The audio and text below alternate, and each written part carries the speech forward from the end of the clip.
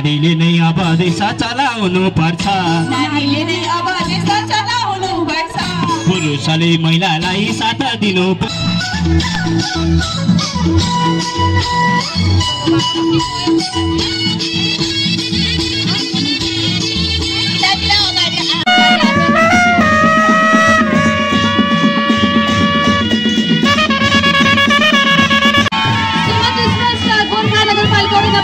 उहाँले पनि नगद 4000 रुपैयाँको साथमा प्रमाणपत्र प्राप्त गर्नुभएको छ। हामी हार्दिक बधाई व्यक्त गर्दछौँ। यस्तै गोर्खान नगरपालिका वडा नम्बर कति भयो ल तृतीय तेस्रो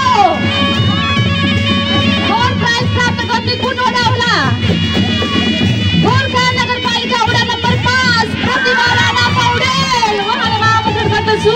उहाँले नगद 6000 रुपैयाँको साथमा प्रमाणपत्र प्राप्त गर्नुभएको छ। हामी हार्दिक बधाई पनि व्यक्त गर्दछौँ। गोर्खा नगरपालिका अब 2वटा पुरस्कार बाँकी रहेको छ।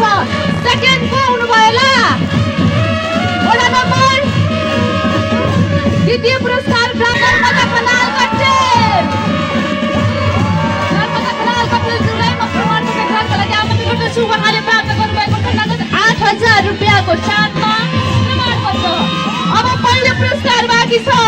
पहिलो पुरस्कार कसले पायो?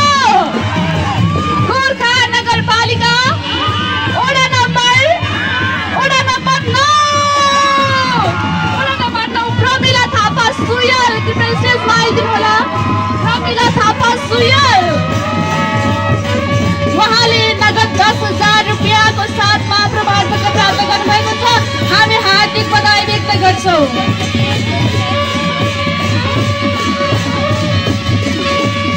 आजको प्रतियोगितामा 10 जना सहभागी हुनुहुन्छ। 10 जनाको प्रस्तुति उत्कृष्ट थियो।